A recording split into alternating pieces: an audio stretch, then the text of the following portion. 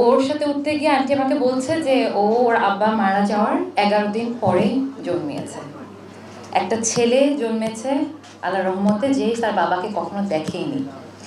আমরা যখন জাস্টিস চেয়ে থাকি, আমি অত সুন্দর করে, লাইকা খুব সুন্দর করে কথাগুলো গুছিয়ে বলেছে, আমি অত সুন্দর করে গুছিয়ে এই জন্যই বলতে পারবো না, কারণ এটা আমার ইমোশনের জায়গা, আমি পারি না। ও পেরেছে, মাশাআল্লাহ, মানে অ্যামেজিং।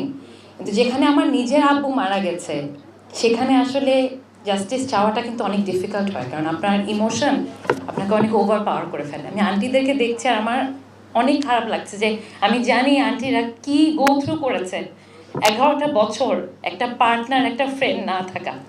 সো আমি নিজেকে যদি এখান থেকে সরাই, বাকিদেরটা চিন্তা করে, আমরা তখনই জাস্টিস দিতে পারি যখন আমরা অন্যের জাস্টিস নিয়ে চিন্তা করি।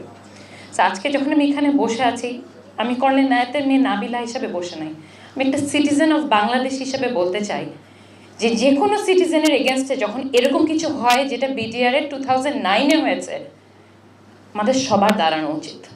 আমার গায়ে গুলি লাগছে না মানে এই না যে আমি দাঁড়াবো না। সো অন্যের পার্সপেক্টিভ থেকে দেখে, প্রথম জিনিস, আমি এখানে হাইড অ্যান্ড সিকও করবো না, আমি পলিটিক্যালিও আই উইল বি ভেরি র। হায়াত মত একদমই আল্লাহর হাতে, দেখেছি 11 বছর 15 বছর দেখেছি যে হায়াত মত আসলে আমাদের হাতে না। আমরা ভাবি, ভয় পাই, কিন্তু আসলে আমাদের হাতে না। সো এটা একটা ইন্টারন্যাশনাল কনস্পিরেসি। যখন রিপোর্টস আসবে ইনশাল্লাহ আস্তে আস্তে, it's an international conspiracy. It had nothing to do with the ডাল ভাত অপারেশন, যেটা তখন তারা ওইভাবে করে পোর্ট্রে করার জন্যই একটার পর একটা সিচুয়েশন ক্রিয়েট করেছে, সো দ্যাট জিনিসটা এই লেভেলে যায় যে একজনকে মার্ডার করা যায়। আমরা এটাও জানি যে জোয়ানরা, যাদের জোয়ান বলা হয়, তারা এখানে মার্ডার করেনি। Sorry Sakib, I am being very raw about it.